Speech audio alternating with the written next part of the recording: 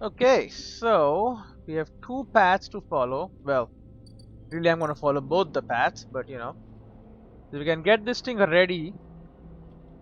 We can complete pilgrim prep, or we can go to the climbing briar and get a strategy. You know what? Let's start with getting a strategy. That seems easy enough.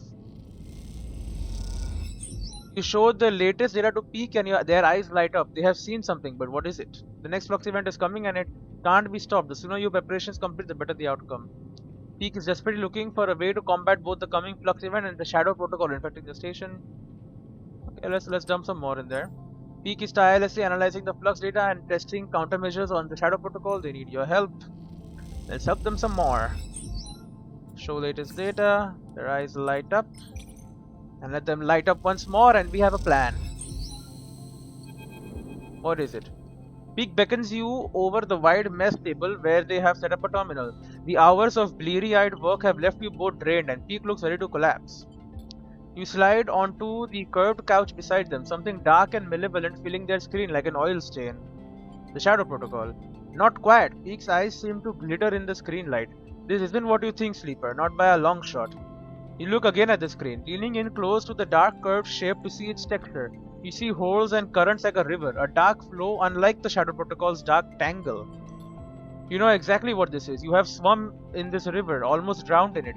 In its shifting flow, it is the gardener's chorus, the dark cloud which blankets the Greenway's networks, the bioorganic morass of a malfunctioning protocol grown vast and strange. The gardener. Billy glances at you. How do you... They pause. Have you met them? I have. He shakes their head. Incredible. Then perhaps you won't be surprised by what I am about to propose. Pick meets your eye. Everything I have tried to do to contain the Shadow Protocol has been a failure. It slips through any containment, absorbs any countermeasure. That unfortunately is an unavoidable fact. And yet the eye still spins. The Shadow Protocol is being slowed, partially contained. It has spread across the station as we have seen, but in reduced pockets, in fragments. So you think the gardener is stopping them? Also, I have killer tied up in the hub. Maybe we can just send the Shadow Protocol there to get murdered by the killer.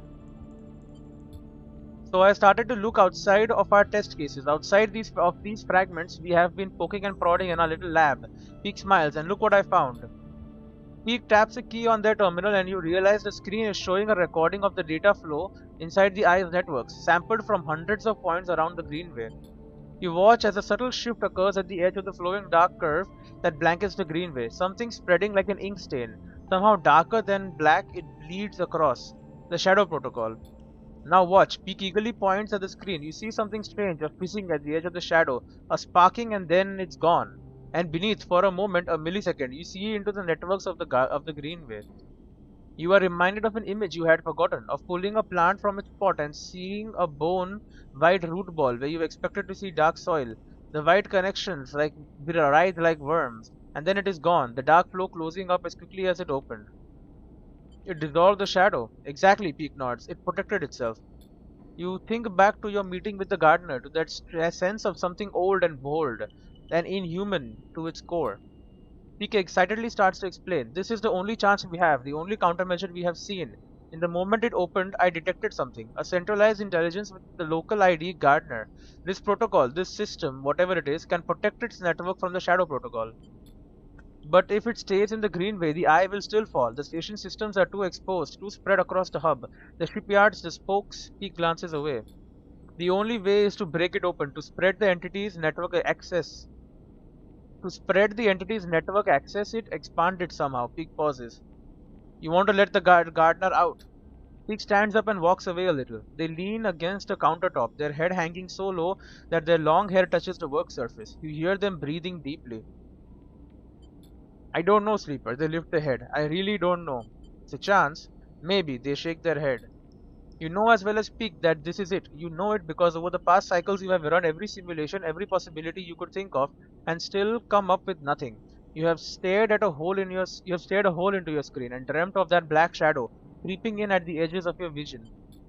Peak recognizes the look in your eyes, the potent cocktail of resignation and anger. Let's say we do this, Peak begins, eyeing you carefully. What do we need? They begin to answer their own question, thinking out loud. I suppose we need to do two things. Find a way to limit or control the gardener spread, and then reconnect the Greenway. Peak starts pacing. The idea is coming quickly now. Controlling the spread means preparing the station. Limit the gardener's network to key systems. We don't want it taking everything. We just needed to protect the station's core functionality. Then we need to reconnect the greenway. Hook it back up to the main line of the network. Those systems we prepared, they should connect, and gardener will spread across the paths we prepared. At least that is my theory. Peak grimaces. But if we don't prepare correctly, the gardener might not spread, or it might spread to everything. Peak closes their eyes. And after that, things might get worse. It can't be worse than a total collapse. Don't say it, Sleeper. Peak sits back at the... Oh, okay, give me a second. Alright, what was I saying? Peak sits back at the terminal and brings up a map of the eye. Rotational control at the hub. Live support and at the free spoke power routing at the Havan shipyards. They stab at the map with each one, marking them in red. The hub, okay. Live support free spoke. Okay. Then there's the central core, as I understand. It is somewhere on the rim. I'd need to find it. They push their hair out of their face. We seed the gardener in all these places, Peak pauses. But how are we going to do that? Transplant the greenway. Peak smiles. Of course, the gardener needs plants to care for. That is what their protocol dictates. They must have been part of the farming management systems of the Eye, back when Solheim built it. We send greenway plants into those systems and the gardener will seek them out, protect them. Peak stares at a map of the Eye. It's a wild idea, but it could work. But, they pause, we'll need a way into those systems. Harvanj have most of them locked down for safety purposes. We can't just walk in. Yeah, I know a guy. Peak raises an eyebrow. Someone in the Harvanj systems team? You nod. After everything he dragged you through, you feel like Feng still owes you. Time to pay him a visit. Okay, well, Peak looks at you sideways. I guess we should pay him a visit. Lead the way. You both leave the ship, carried forward by the excitement of the plan and an eagerness to not look at the details too closely. You push any lingering questions in the back of your mind. Time to head to Feng's Bay. Alright. What's going on here? Nothing. Okay, it's the flux is just coming. Upgrades available. Yeah, but not really though. Alright, Mr. Feng. I have done quite a lot for Mr. Feng, so it should help me. Here's his bay. Feng's Bay. Oh, what a difficult man. Feng isn't in their bay and no one in their office. No one in the offices upstairs seems to know where they are. Your lone clue is an out to lunch note. Feng is both never where they say they'll be and always late. While this is no surprise, now is not the moment for wasting time. Yeah, we need to find him. You dig around Feng's Bay and find some notes that mentions the flux. What is he working on? Is he also working on a way to stop the flux? Because then he'll definitely help us. Oh, he should help us anyway. The ship's here? No. I don't need food. Why am I here? Let us end the day. Here you go, Stray. End the cycle. And Terminal Flux is heading in, so that's gonna be fun.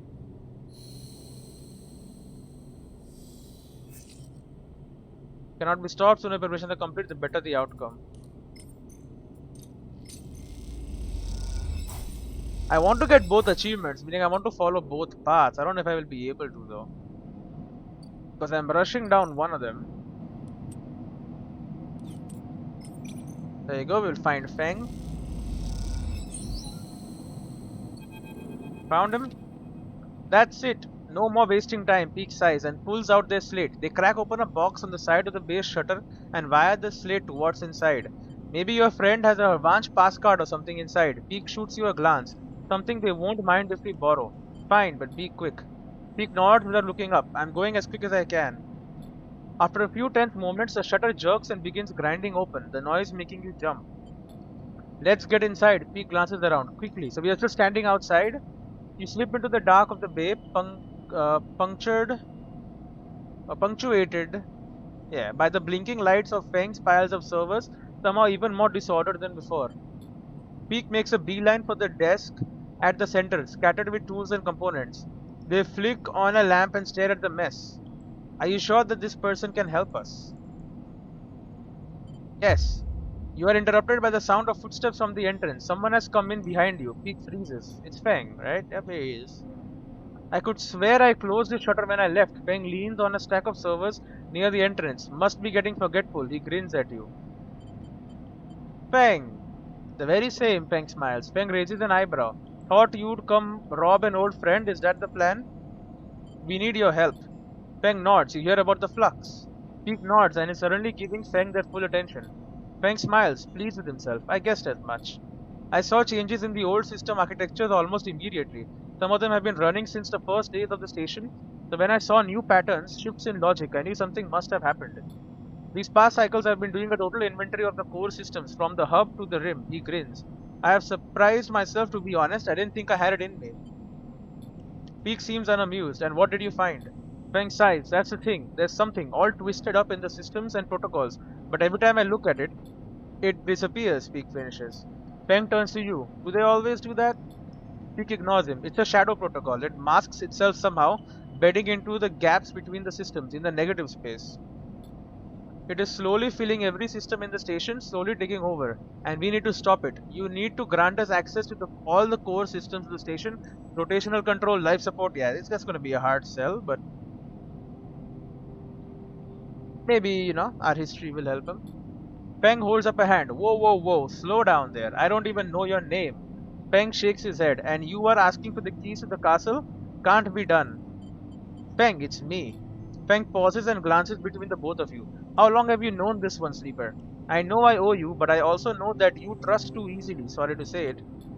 Peak cuts in. I can vouch for myself. I came to the IF on the run from an XPR colony Hawthorne. From the XPR colony Hawthorne, with the intent to keep running until we hit the starboard belt.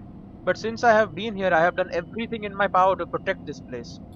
I have helped to stabilize the refugee flotilla, to investigate the flux, to identify and make a plan to purge the Shadow Protocol from the station systems. Meanwhile, Hervanch has done everything to stop and slow these actions. I have proven myself as a friend to the people of this station, not the administration, many times over. And I will not be doubted by someone who wears the badge of this corrupt administration. Peak fixes Feng with a hard look. Feng looks down at their Hervan jacket and shrugs. This is all I have in my wardrobe. Great. Look, I have no love for the council either, friend, but someone has to run the place. And that someone is me. Feng walks over to the workbench where you are both standing and digs a slate out of the pile of tools. You want to prove yourself? Show me. Peak grabs the slate and you recognize the tangled form of a fluxed node on the screen. Peak immediately starts tapping away at it, its tendrils unwinding and the shadow, just slightly delayed, slipping out of sight. Feng leans in. Interesting, he says to himself. Before long, Peak has unfolded the system completely and it lies played out like an unbound ball of string. At the center, with nowhere left to hide, is the dark stain of the Shadow Protocol, visible for all to see. Yep, it cannot hide anymore. She's good. Oh great, 1 second.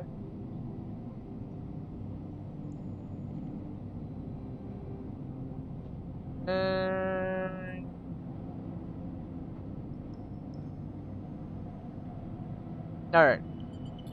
What now? Feng asks, his eyes fixed on the screen. How do you kill it? You can't, that's why we are here. Let Peak answer. Let Peak answer. There's one entity on the station that we have seen purging the shadow, the gardener. Feng frowns. Who's that? Some Greenway hacker? Peak glances at you, more like an avatar of the Greenway itself. You explain the gardener to Feng, the feeling of descending into the flowing river of consciousness. You explain the networked chorus, the non-human collective of voices. You tell him of the farming AI's offer to you, to be networked into the chorus, dissolved in its flow. Then you explain that by granting it access to the AI's major networks, you hope to reinforce them. Feng is silent for a moment. And you want to let this thing out? He shakes his head. That's the kind of stupid plan I'd dream up. He pauses. I like it, he smiles. This place is rammed with weird protocols and forgotten intelligences anyway. What's one more ghost in the machine? We try to limit it, of course, Peak explains. That's why we want your help to access the AI's major systems, to seed some of the gardener's spores into them, to draw the gardener's focus to those places. Feng whistles. So the way we save the eye is by growing mushrooms in all the server stacks. He glances at you. Sleeper, congratulations, you found someone weirder than you. He goes to argue, but Feng holds up a hand. In it is all systems Arvanch pass card with his picture on it. Take it before I change my mind. Great, okay. Thank you. Don't mention it. Feng gives you a look. In all honesty, Sleeper, I was on my way back here to start tearing the place down. The Shadow Protocol had me spooked. So if you are telling me you have figured a way we might fight it, he looks at Peak, no matter how crazy, then I'm glad to help. He smiles a tight smile. Come with us. No, Sleeper, he looks away. I have to keep on with my work here. Strengthen those systems, back up the data. The worst comes to worst, I'll need to rebuild. I won't let this place die. The last pieces of my parents are here among the data. Goodbye, Feng. Feng embraces you firmly. Stay safe, sleeper. You take the card and leave the bay with Peak. Once you are outside, they stop you. We should split up. Peak looks worried. We have wasted enough time as it is. Head to the facilities in the hub, the free spoke and the far side of the shipyard. Seat the gardener there. I'm going to go find the core control center that's somewhere on the rim. Free spoke and the hub, okay. It's on the shipyard, okay, sure. They hold up their slit. I'll send you a message on your slit when I have something. Good luck. They squeeze your shoulder and you exchange fearful looks. You know deep down that Peak isn't sure this will work, but they have decided to act, to move with confidence, and for that confidence you are very thankful. Alright. Is it a hacking thing? Oh, power routing. Key session facility. Implanting greenway spores into the system here should bait the garden into extending their protection into this vital system. Oh, but I need to collect freaking spores, bro. What the hell? Ah, if I knew that, I would have gotten collecting already. Well, let's collect spores.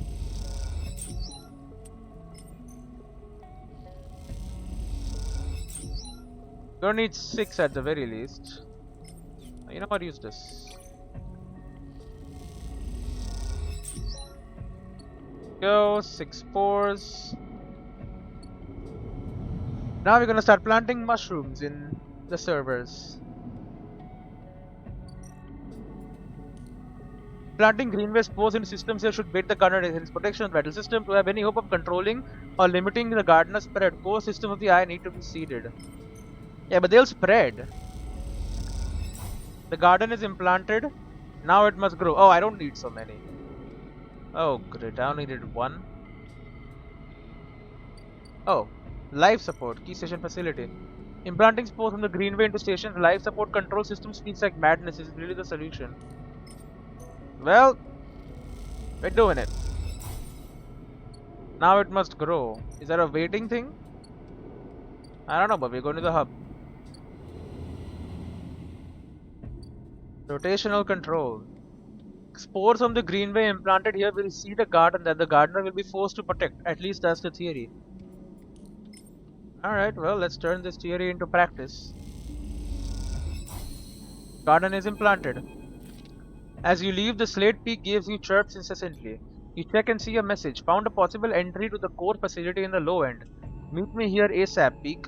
A blinking marker gives their position as on the free spoke on the free spoke side of the main block. Better head to the low end. Okay, so there's one more place. Well, I have 3 spores, so if it is massive or something, I'll be ready. Oh, it's near Castor's table. You arrive at the coordinates given by Peak's slate, a run-down but active corner of the low end, where a short glass-roofed alley turns off from one of the main thoroughfares. You wait in the mouth of the alley, leaning against a wall and watching the street life go by. Children hop across grids scratched onto metal floor plates, playing games of their own devising, while older residents sit and talk or play tabla. Don't play tabla, man, you lose all your money. It is hard to believe that all this is at threat. It seems so concrete, so real. How can some intangible protocol erase all this? As you are watching, a voice calls out to you from one of the traveler tables set up along the way. Is it? Yep, it's Castor. You move a little closer and recognize the sitting player immediately. Castor sits, tabla pieces and board ready in front of him, smiling at you. Sleeper, my partner has not arrived for our usual game. Come, please, take her place. He beckons you over, standing and nudging you to sit down with him. A rematch is in order. You owe me a game. Almost immediately, Castor begins the game. Everyone on the eye knows how to play tabla. The methodical movement of the counters across their triangular points are ready fit for the rhythm of life on the ramshackle space station.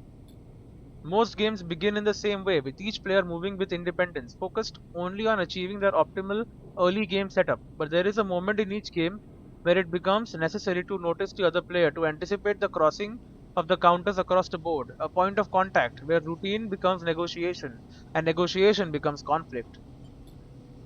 As this moment arrives, a subtle shift in the texture of the interaction. Castor begins to speak. I find myself surprised by you, continually, Sleeper. He looks over his glasses at you. The way you conduct yourself, for example, suggests an anxious refrain, a defensive, protective quality. But in your traveler game, he pauses to move a counter. I see only risk. Have you been watching me? Caster sighs. Let's not be paranoid. You are aware of my interest in you, are you not? Risk is of course necessary to play Tavla. To move a piece is to expose it, but it should be done with calculation, with proper analysis. Then if the piece is taken, caster moves a counter, taking one of yours with a practiced swap, placing it beside the board. It is already accounted for. Hmm. But if you move forward with abandon, as if risk was just a secondary effect of action, a consequence, not its primary guide, he gestures for you to take your turn, a cause. Move forward with abandon, as if risk was just a secondary effect of action, a consequence, not its primary guide. Cause. I'll keep playing. Caster nods. See what I mean? Risky in play, but defensive in mood. He smiles. You move your piece. This locks you into being reactive, if you don't mind me saying so. You are responding, which means you are being led. He leans back to consider the board. This place, it mirrors you, Sleeper. It is also reactive. It was born from a crisis, the collapse of Solheim, and ever since it has been reacting without any central guiding principle. No analysis, no calculation. So you want like a central command? Just look at our refugee crisis, for example. It is all reaction, all risk taking, and little risk calculation. At first, I found the chaos enlivening, especially when trying to track its outcomes, but now I find it exhausting. He laughs. It always amuses me that this place is literally spun from the ring. Below this very stack of habitation blocks is the most important control facility on the eye. Yep, he knows. Spun from the rim, he laughs again. What better metaphor could you find for disorder? His face drops. But why am I telling you that? That facility is precisely why you are here. He smiles an unsettlingly warm smile. You feel a shiver through your body as if something has changed in the air. How do you know about that? No words come out of your mouth. Great. You feel removed from yourself, watching from behind frosted glass. Your eyes dart side to side. Inertia sets in. Castor is still smiling. Oh, he's picking me. The risk you are planning to take here, Sleeper, is not yours to take. Castor's tone is unshifted. He speaks as if this is still some casual conversation between passing acquaintances. You are leaping towards a chaotic outcome with no respect for risk. Okay, but what is the other option then? Just die? You see, calculating outcomes, that's my speciality. That's why I'm here. I was hired as a conduit for risk, as a collector of data that might pertain to its arrival. He removes his glasses to clean them, and you see something flicker across their surface. A shimmering stream of characters. Ooh. This system, so his glasses have like a heads-up display. This system, this station is already theirs. Solheim's collapse meant a corporate fire sale. Assets changed hands. My employers, Tenetstat, bought out the entire system and for the past decade have been its one valid owner. He polishes his glasses diligently. Okay, so he works for freaking the actual owner, new owners. But to possess this system, the H1 system, he pauses, Hellion to you. Well, that is a matter of risk, of how much force, how much cost, how much conflict a clearance would take. He replaces his glasses. That risk must be calculated against the favorable outcome. In short, how much is this place worth to us? So, because they don't want to spend all the money kicking out all the actual inhabitants who are here now, they have triggered this freaking flux to make sure everyone just leaves. Wow, and it's cheaper for them. For a long time, the answer was nothing. H1 could offer nothing that would warrant the risk. But the markets change, the demand shift, and Senate stat we analyze, we follow, we respond. He puts his glasses back on his face. H1 is about to become the most important system in this part of the galaxy. He glances around. The lone Khan channel operating within range of 7 or so newly surveyed resource systems. The frontier town that feeds the gold rush, so to speak. That's why they want everyone gone from here, so they can set up shop. So here we are, re-evaluating the risk, reclaiming our property, starting up the Khan's channel and clearing the way for what comes next. He shifts back looking at the board. He gestures, your move. Senate status causing the flux, you will kill thousands. You manage to force out the words. Castor looks a little surprised. I am an analyst, Sleeper. I will do nothing. He shakes his head. Senate stat are a corporate body and will take the required action. Of course, I do not need to explain myself to you, but in the role as an analyst, in my calculations, I see great promise in you, in your ability to enter systems, to shift them to your will. Not every sleeper has this capacity. I assume you know that. He smiles. It truly is a wonderful happenstance of SN-ARP's technology. I imagine even they are not fully aware of it. He takes his move, claiming another of your pieces, and as you watch, you realize the inevitability of his victory. I will make you an offer to come willingly or come by force. This station will collapse. We can be sure of that. But your ability to work with data, well, for an analyst, that is very intriguing. He pauses to push his glasses up his nose. Very intriguing indeed. So he is sure the station will collapse. We can save the station. We can try. But he wants me to stop trying to save the station and come work for them instead. He glances around. Come with me as a collaborator or as a prisoner. Consider the risk. On one hand, almost certain death. On the other, a possible future. Analyst or not, you must see it. Speak now, sleeper. The game is forfeit. You must see that. He holds out a hand. You are of value. You are needed. You feel a slight release in the inertia that grips you, enough to allow you to speak, to respond. You realize that you are already in Castor's hands, that you cannot move from this place if you wanted. Sleeper, you hear the familiar voice above the crowds. Sleeper, I'm here. You are unable to turn your head to see Peak, but you notice Castor's eyes following them as they come up from behind you. Then you see Castor's eyes glance down towards his hands, concealed beneath the table. Sleeper, Peaks comes around the front of you and waves a hand in your face. We were supposed to be meeting, remember? They glance at Castor. Sorry, am I interrupting something? Did he take control of my freaking body or some shit? You cannot speak. Castor shoots Peak a wide smile. Hello, you must be a friend of the sleeper. You watch one of his hands lift, close to his body, some dark shape concealed in it, a weapon. Is this the freaking thing he put in my hand before? He like, when I was gonna go on that big ship away?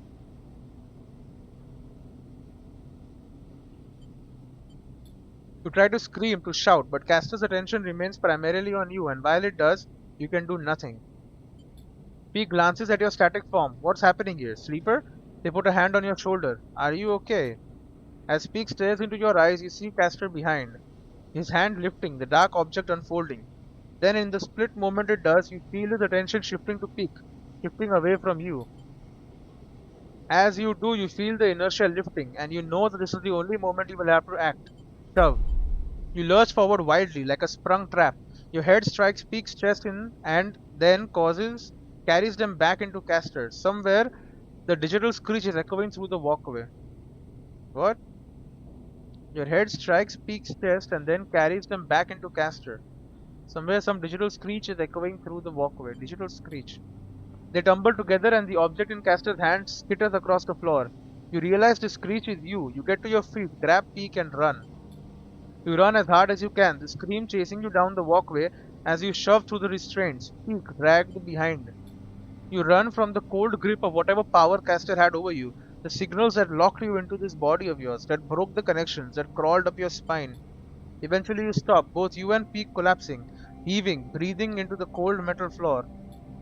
When they are able to speak, Peak asks you to explain. You tell them everything. Castor told you about Senate Stan, about their claim on the Hellion system, the reactivation of the Khan channel, the Hellion system's growing importance. It flows out of you in desperate gulps, unable to believe your own mouth as you hear these words coming back to you. All you feel is the need to push back against a cold hand on your shoulder, the vast cold eye that has turned to look at this system, the ghost limbs of corporate control that are extending their reach. Peak is quiet for a long time, then they speak. We have to finish this, sleeper. They meet your eye. We have to complete the seeding of the systems. We have to set Gardner free. You're right.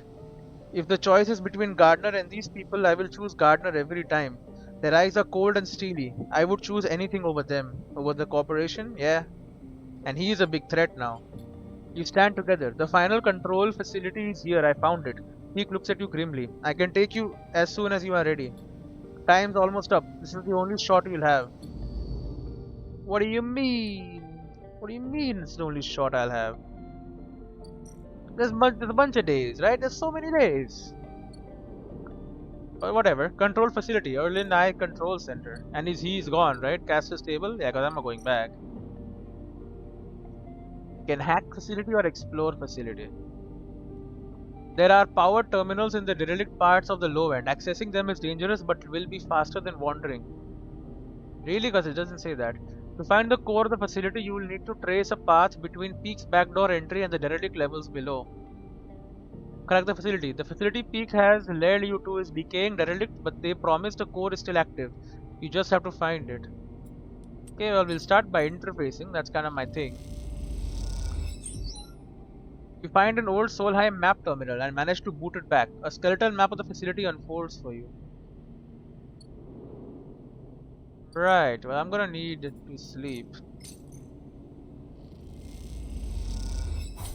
Flux is coming, so gotta be ready for that. Caster is working against us. It makes sense, he has corporate backings, right? He's like a pretty powerful dude. The reason like why he could get us all those tickets and everything. Makes sense, he had some contacts.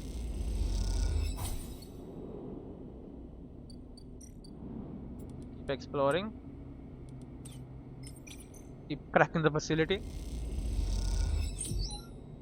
Oh.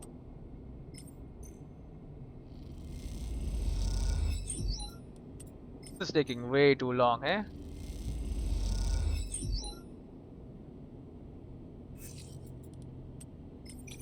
Old Solheim map terminals.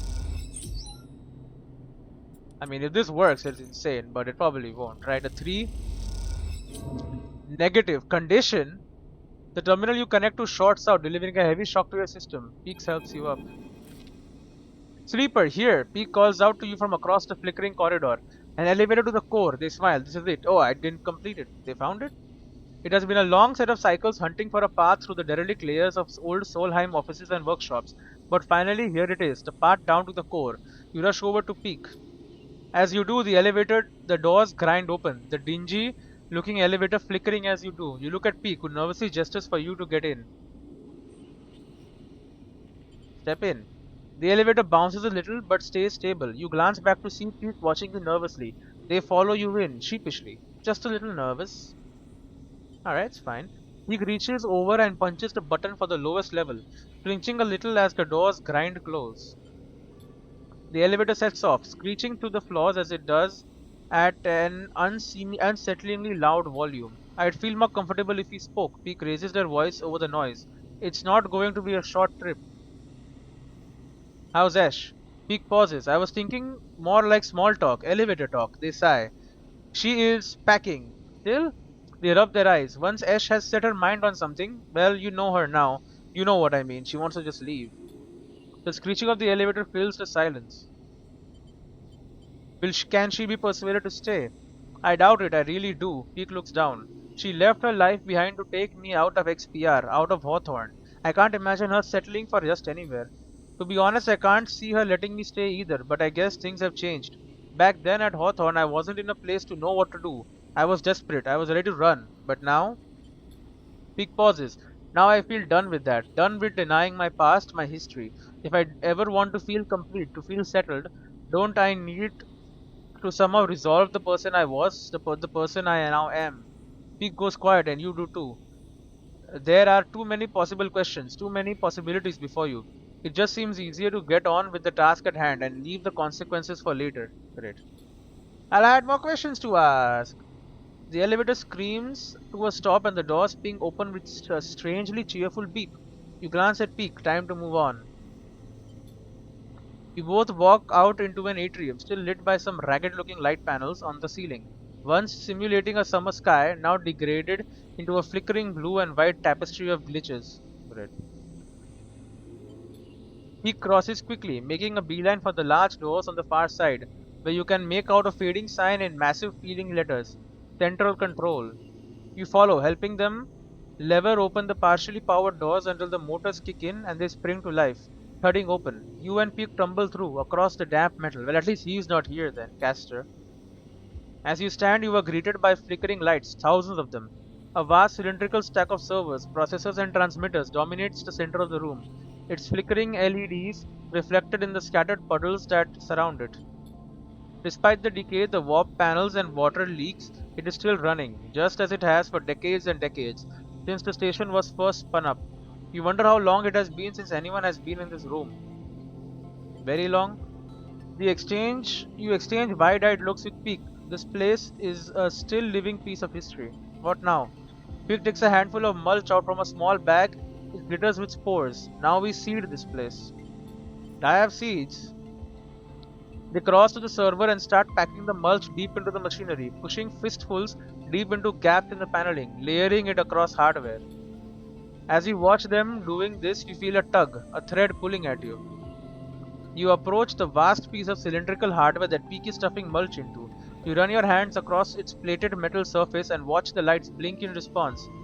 As you pass, you hear a whirring, like a physical disk drive starting up. Lean closer. You put your face against a metal, smell the hot air venting from the hardware. Heart was the right choice of words, you think. The whirring shifts alternatively, speeding up, slowing down. And you listen, you hear it modulate into a voice. Is it fucking the vending machine again? Sleeper, you freeze. You are here. For a moment, you are afraid, but something in the tonality of this voice is familiar. Navigator. Yep, it is indeed the vending machine, man. Another drive spins up and another, giving the voice a richer multi-tonal sound. I had forgotten what it felt like to speak like this. The drive skips. There is a certain quality to it, a certain physicality. What are you doing here? The drives squawk in unison. Did you imagine the flux, the shadow protocol, that they were just a problem for the people of this station? A high whining begins. They are all the more dangerous to us. I have been in hiding once more, jumping from network to network to avoid the shadow as it eats up nodes, a low rumble. I had thought my hiding days were done. For the moment I have found myself a safe haven here in the core. The shadow has yet to breach this facility, although that is a temporary state of affairs.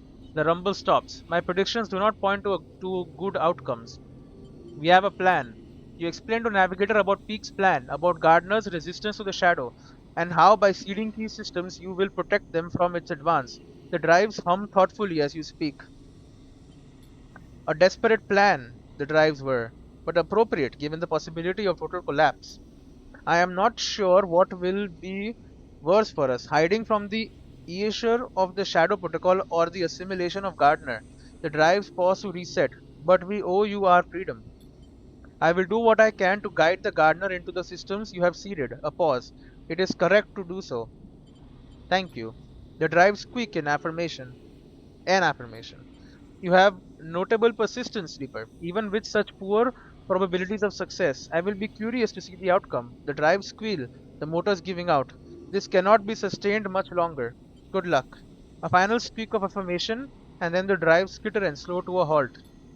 You step back from the towering cylinder, staring at the vast. Oh, great. Give me a second. Alright, what was I doing? Right. You step back from the towering cylinder, staring at this vast piece of Solheim hardware.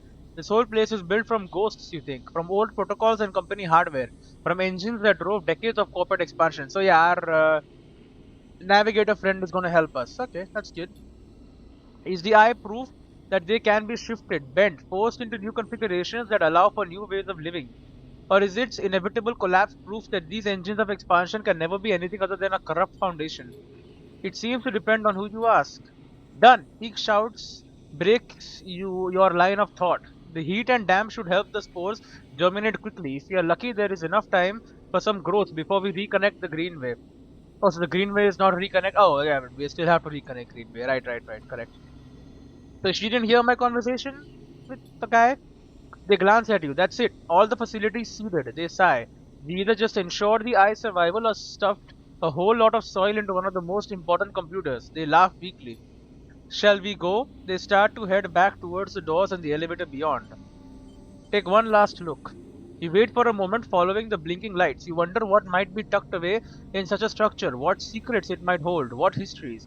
It's an intriguing prospect, but while you watch the lights, you realize something. If the eye is to become anything more than an offshoot, a temporary structure, it must form its own history, its own stories, stronger than anything that came before. Unlocking these Solheim secrets won't do that, but the persistence, the stubborn drive to survive that is in the veins of every person in this place. That will, and that is what you are trying to save, the drive. You turn your back on the core and follow Peak back into the elevator. As you ride the car back up, Peak raises her voice over the screeching. I'm going to the Founder's Gap to finalize the connection. The moment I'm ready, I'll let you know and we can let Gardner out. The sooner the better. Peak furrows their brow. If we wait until the final cycle, it'll be too late. If you want to help speed things up, go work with the flotilla. We can't make the connection until we know they are ready to go. Peak swallows. Unleashing Gardner could affect them too if we aren't careful. And what happens then? Peak shrugs. I don't know, honestly. Maybe Gardner takes over the station. Maybe they don't even react. They sigh. I can't think about it any longer. Okay. So we need to wait sometime so we can work, we can get them ready to go also. So we can follow both lines at once, that's good.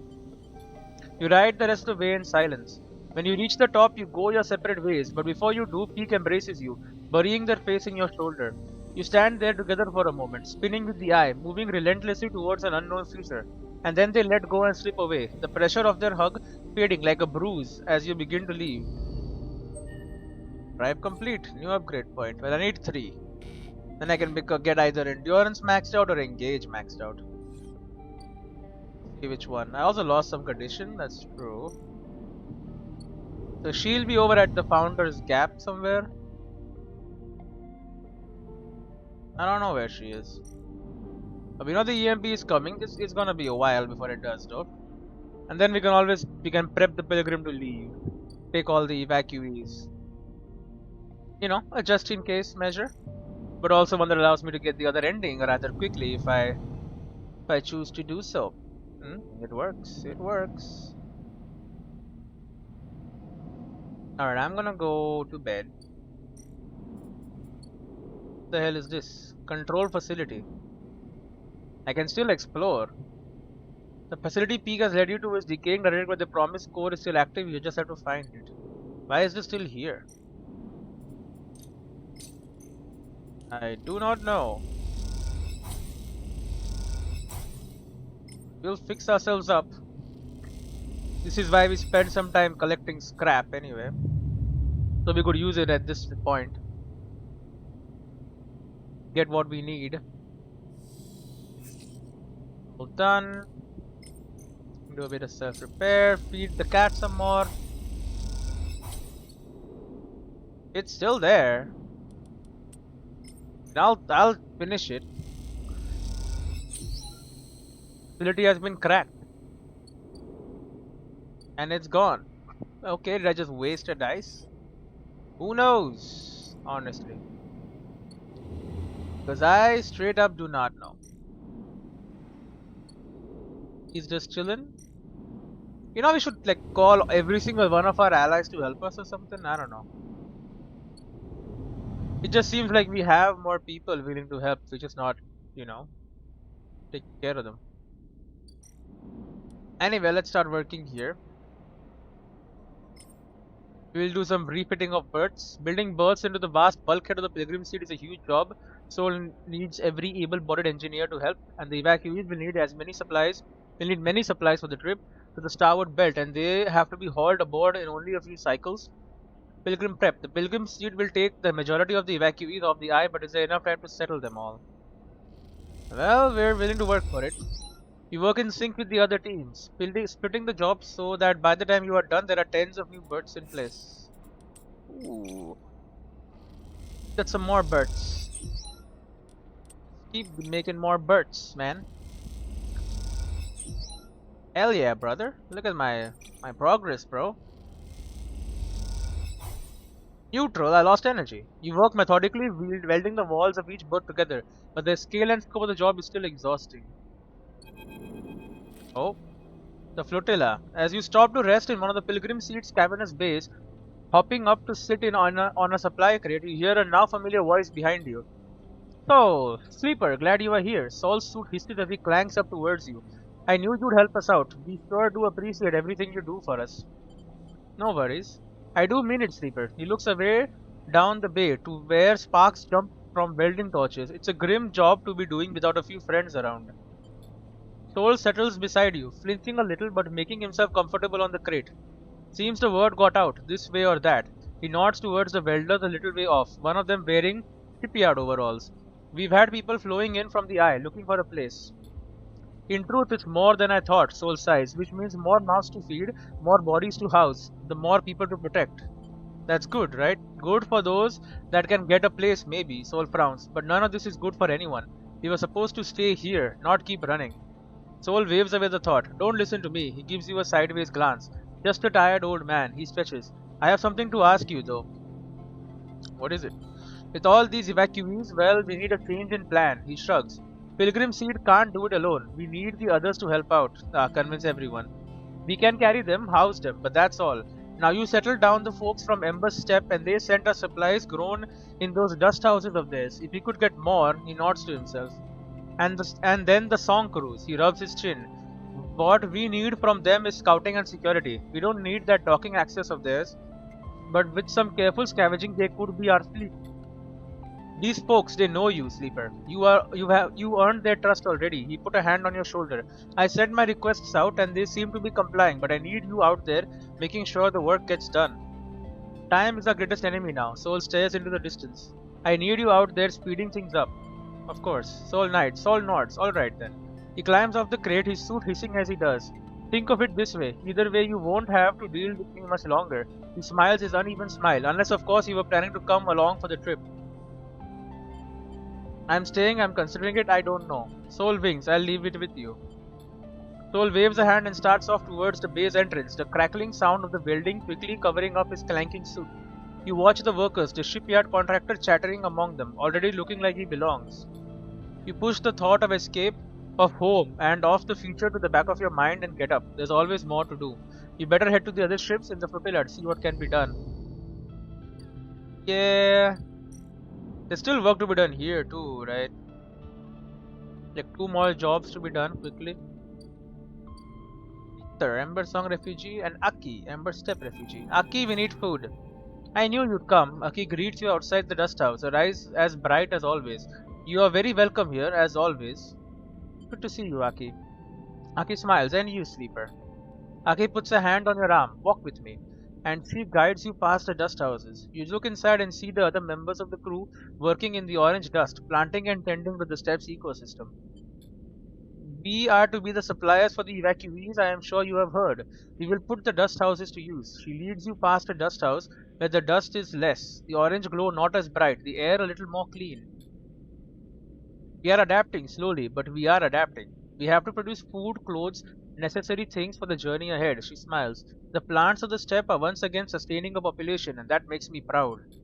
Aki stops at a half-empty dust house. Scoured of its sand, it is being filled with mulch. We have bought this from the greenway. She stares at the green and brown, a strange sight even to you, now that you are used to the amber dust of the steppe. I admit it's hard work for us. We are not familiar with these plants. Can you help us? Aki meets your eye.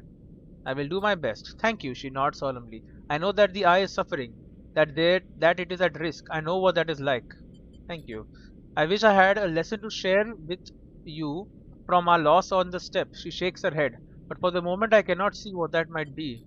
She gathers herself. If it gives you meaning, the work here is steady and worthwhile. But if you do not have time, she smiles a weak smile. I will not blame you. Hold on to your memories, but not too tightly. She pauses. Sadness will not sustain you. She falls silent and you both watch the work in the dust house for a while. You can already see a greening fringe of moss on the mulch in the dust house, the first signs of new life. Will you soon be like the people of steppe, leaving behind a home, or will you be stubborn and hold your ground despite what it might mean? You wait a little longer with Aki, the moment of welcome suspension in time, a rare moment in this rush towards an end. You glance at Aki and she puts a hand on your shoulder in solidarity. After a short while, Aki sighs. It's good to see you, Sleeper. Perhaps we will see each other again before we will see each other again before we depart. Why again twice, my man? My brain, what's wrong? She walks away, fingertips brushing against the glass of the dust house windows. Aki turns back for a moment, as if she wants to say something, then thinks better of it and turns away. Alright, so they need help. In the dust houses, oh my, a lot of help. They need dust house tending to be used on the flotilla's outward trip. The dust houses will need careful tending, especially those being adapted to greenway plants. Or we can have automation. Dust house efficiency could be massively improved with an automated harvesting system, but the steps tech needs some help. Well, I am pretty good at tech, so... Hello, Peter. The docking axis is in chaos when you arrive. The staccato burst of welding torches, the shouts of crews gathering, The rapid flow of supplies and kit from dock to dock. You can tell already that news of the flotilla's imminent departure has reached this place before you. Come to join the Exodus, sleeper. Peter approaches you from one of the working crews, a smile on his face and a lightness in his step you haven't seen before. What's happening? Peter gestures to the chaos. The singers are rising, sleeper. Peter eyes you. I suppose you are here on Soul's orders again? He winks at you. Nothing embers Hearth like to do more than ordering people around. I am here by choice, or you guessed it. You guessed it. Well, Soul has it lucky anyway. His request for us to dismantle the Axis and be the vanguard of the flotilla's onward journey to the starboard belt aligns perfectly with our plans. What plans? To leave this damned place, of course. We've been prepping ever since the cordon collapsed. If we can build our escape and make the Hearth ships think we are complying with their orders at the same time, then it's a 2-in-1 for us. Peter shakes his head. Those idiots will never see it coming. You are leaving the flotilla? We are our own flotilla, sleeper. Peter looks away at the busy Axis. We aren't going to tie ourselves to Hearth and Step any longer. Why would we? To help them. Peter scoffs. They are taking on evacuees from the Eye. That's what I heard. So how about they help themselves before they ask us to make up for their bad decisions? Peter looks down. Look, nothing against you or your sleeper, but we have to get out from under the shadow of Step and Song, and this is the time. Peter grimaces. We won't let the flux catch us again. Not a chance. And for the first time you see fear in his eyes. Want to help us make that leap? Grab a torch, talk to a crew. You're welcome to it. Peter sniffs. Every person here is free to prove themselves. I'll help when I can. Peter nods. Just a stop on the road, sleeper. I'm afraid that's all this was. Peter glances out past the docking axis, through the outer windows to the stars beyond. A lot of space out there for those willing to take it. He looks you in the eye. I hope you will be around before we go, but if not, he smiles. Stay strong. And with that, Peter thumps you on the shoulder and heads back to his crew, with a purpose, a direction visible in every step of his rapid stride. But they just want to leave. So I can do crew management. The crews of Ember's Song are effective but headstrong and stubborn. We need direction and management, or reclamation. As the docking axis is dismantled and the individual ships are refitted, as much of the material as possible needs to be reclaimed. The ships from Ember's Song will act as scouts and security for the evacuees. That means dismantling the docking axis. The dust houses now have new function to feed the evacuees on their journey to the starboard belt. That means many changes. Right, and then these guys take on the majority of evacuees. Is it time to save them all? Oh, there will be time. Don't you worry. We'll start with that, obviously. We'll start by completing... I'm starving, by the way. Emphas.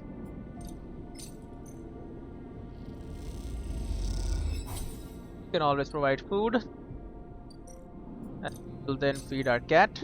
We still have a lot of days to go, so... I am hoping that I can do all the stuff that needs to be done. Because apparently I'm the only one working.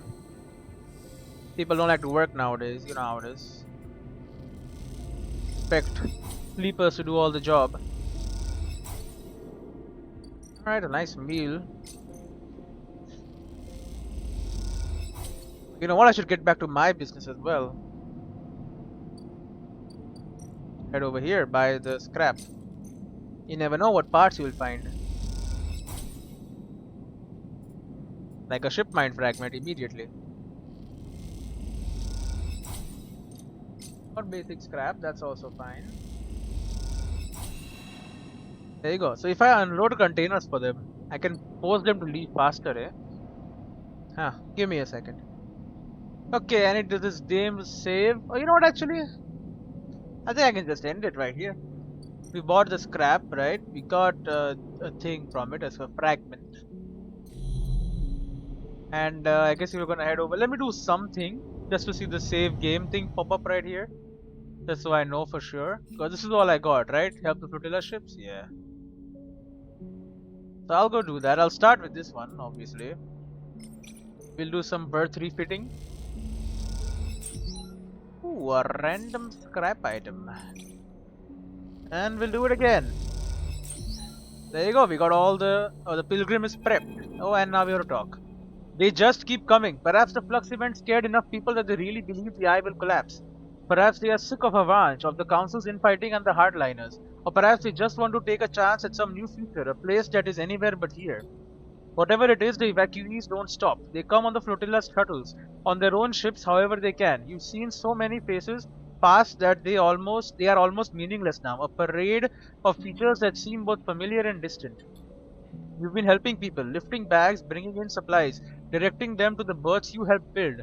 Some of them recoil from your touch, so still unfamiliar with sleepers. Others treat you with pity, some with hate, snatching back their bags and storming off. Still you help, still you carry boxes and bags, nothing can stop you. You don't look for Saul, you know he is busy just like you, trying to make this thing work, trying to fit as many people as will come onto the pilgrim seed. You know you will see him before all this is over. Okay. You keep working, but there's something in the back of your mind, something eating away at you. You try to push it to the back of your thoughts, but it keeps coming back. The eye is over. That is the thought. That the eye, even if the flux doesn't get it, is on its way out. How can it survive when these floods of people are leaving it behind? The thought of that troubles you because it makes you question why you have held on here so long, in a place that seems so temporary for so many people. Are you just a stubborn idiot, someone who didn't get the message? Or are you strong, committed for lasting the storm, for seeing the collapse coming and facing it head on? Because there is something you are sure of now. This place, like all places, is temporary. And as each phase passes you, each family packs up and gets on board the pilgrim seed, it feels ever more temporary, ever more fragile. Which means it either desperately needs protecting or it desperately needs to be left behind. The choice is yours. Okay, but the pilgrim seed is ready. Right, and there was a save thing there, so I can just stop it right now. But you know what, honestly, I keep going for a little bit. We can start making sure we have enough food. We got all these people here, we don't have enough food. Which is bad, so let's work on efficiency. We managed to refactor the sensors automation so system receives better, more accurate data. Hey man, better, more accurate data is great. Better, more accurate data. Let's get even more better, more accurate data. What? Neutral? You work with the step text to debug the existing automation and make it more robust. Well, it's part of the process, I suppose. Debugging.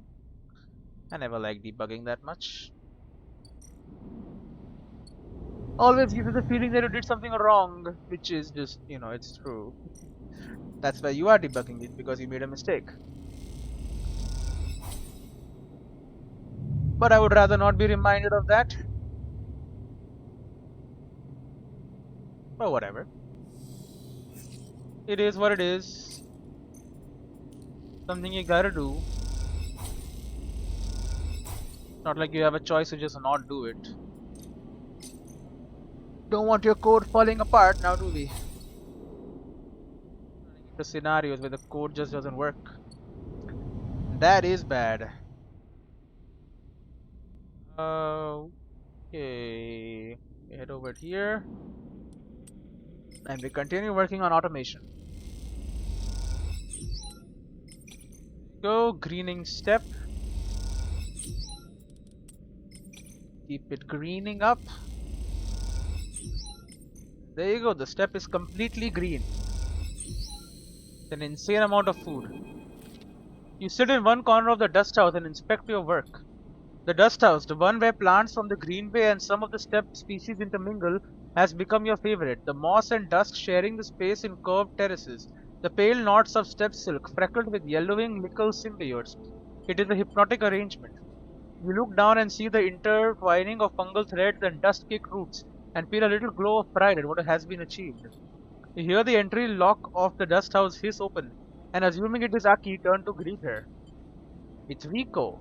Oh, Sleeper. I should have known you'd be here.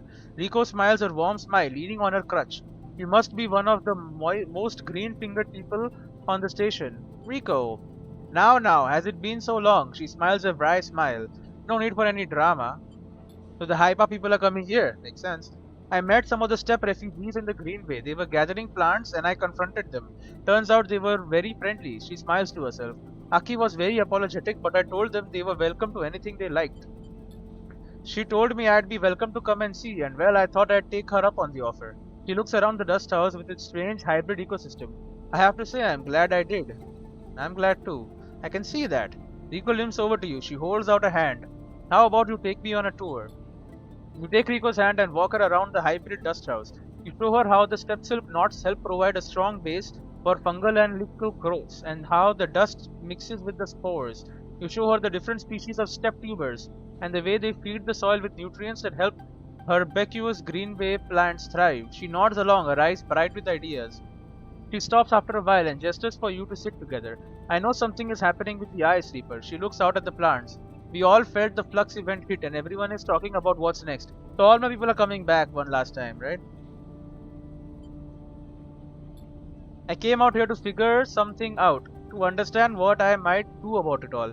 You glance at her and see the glossiness in her eyes, and I think I have decided. What you have done here, what Aki and the other step refugees have done here is incredible. A whole new ecosystem built from the strange artificial changed remains of two worlds. But I am not of two worlds, I am of the eye. A tear runs down her cheek. Like it or not, I am entwined with the station. I am old growth. I don't have that much time anymore, and it seems to accelerate with every cycle. She frowns. It blurs together, sleeps, separates, overlaps, comes back to me in strange ways. She's having some kind of mental problems. The time I do have, that's time I want to spend on the eye in the greenway, watching things grow. She wipes her cheek. One day I'll lie in those fields and not get back up. She smiles, and the tear tracks down both cheeks. And when the green takes me, I'll be so glad. I'll miss you. Rico smiles. The feeling is mutual, sleeper. She wipes her eyes and turns to you. But that's enough of me blubbering on about it. She furrows her brow. What I want to know is, what are you planning? I don't know. Rico smiles. We all have to get to know ourselves, sleeper, to know what it is that drives us. I'm sure you'll decide to act in the manner you know, but you also have to ask yourself why it is so. She places a trembling hand on yours. Don't neglect that. Oh, she suddenly lifts her both hands. Don't let me forget this. She reaches into her coat and pulls out a transparent bag of sporing club heads with carefully preserved root systems. I'd like to plant these. If you go, you'll need them. Also, I will not die on this ship. Good. She looks down at her feet, and if you don't, then maybe another sleeper will benefit. She frowns. I can offer that at least. Thank you. She nods. Don't thank me, though these are yours by right. Rico stands and limps over to a pile of mulch. She delicately takes the club heads out and beds them into the soil there with precise, expert hands. You should go, sleeper. I'll be a while. She calls back, not looking away from the job at hand. See you around. She says it casually, but there is a note of finality in it to her speech. See you around. You turn and leave the dust house, cycling through the protective lock back into the cool quiet of the ship. Aki is waiting for you. It's beautiful. She is looking through the observation window and the green reflects in her eyes. The plants look happy together. She spots Rico with her hands in the soil. Ah, the botanist came. She shoots you a look. A friend of yours? More than that. She nods. She speaks beautifully about the greenway. I should go in and welcome her. She pauses. Are you leaving us? For now. Aki sighs, the first of many goodbyes. He suddenly embraces you, wrapping you in her layers of rough cloth. He pulls back. I wish you a steady step and a clear path. He smiles. A farewell from my world. I wish you the same. She nods and smiles one last warm smile before turning and entering the dust house. You watch as she walks inside, Rico turning with a smile to greet her. She kneels beside the old botanist and you see her pointing to the club heads, asking questions. You are unable to hear them, but despite that, you can easily imagine the measured, even tone laced with excitement that Rico is using to explain the club heads, the greenway, and much, much more. You turn, leaving them to their conversation. Your step is light. Despite the burdens you carry and the smile Rico and Aki were sharing, is somehow still on your lips as you depart. Okay, but now these guys are ready to go. They have all the food we need. These guys are gonna screw us, but I mean, I'm still gonna help them apparently. Axis reclamation, it's dangerous though. I'd rather do the. But this is like. No, this will go up to a 4. Bro, 4 will not hurt me, right? Oh, it hurt me, alright. Working outside the axis, you accidentally depressurize an airlock, blasting you into another part of the axis with incredible force. Well, that's bad. That didn't go as planned. We'll go back. We'll fix ourselves up. We're just running low on scrap a little bit. You know what I'm saying?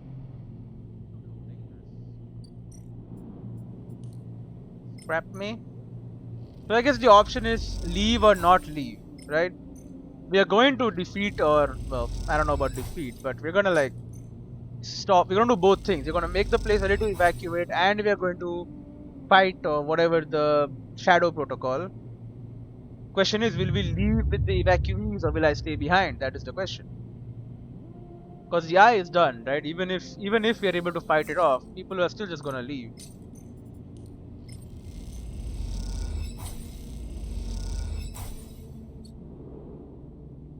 So I don't know. Gotta wait a bunch of days for this guy to come back, huh? But we need him. He's my main money source, and money's not running low, but you know, always use more. That's kind of how money works. All right, let's be an engineer and reclaim the axis. You expertly strip wires and components from the axis walls as you dismantle them. The crews are impressed.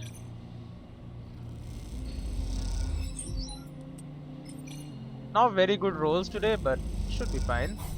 Neutral, what the hell? Cutting apart the axis is doubly doubly difficult when you have to try to preserve it, but with care you manage to make progress.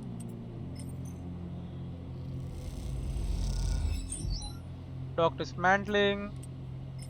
Can do a bit of engage, but if that goes bad. Oh, there you go, we got energy too. Dock dismantling. After speaking with crews, you set up a supply depot to help them with their refitting, and this will make things faster. I mean, another day and we are done with this too, right? We're getting there. Now we need to go talk to Memphis. Get some food in my belly for today. But we're closing in on everything being ready. You know, the homes are ready for people. The food is ready, and the convoys like security or whatever is ready. But the security is gonna leave them. But maybe, you know what? Maybe they won't. I don't know.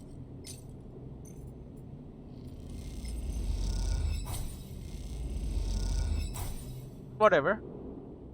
Yes, I'm helping them still. Anyway, I'll see you in the next one. Maybe the last one. We'll see.